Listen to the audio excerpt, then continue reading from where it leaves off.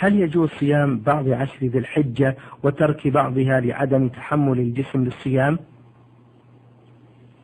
نعم، يجوز للإنسان أن يصوم بعض أيام 10 في ذي الحجة ويدع بعضا،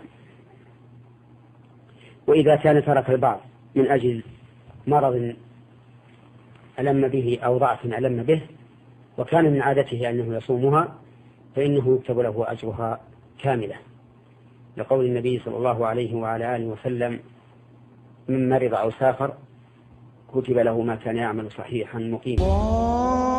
الله أكبر.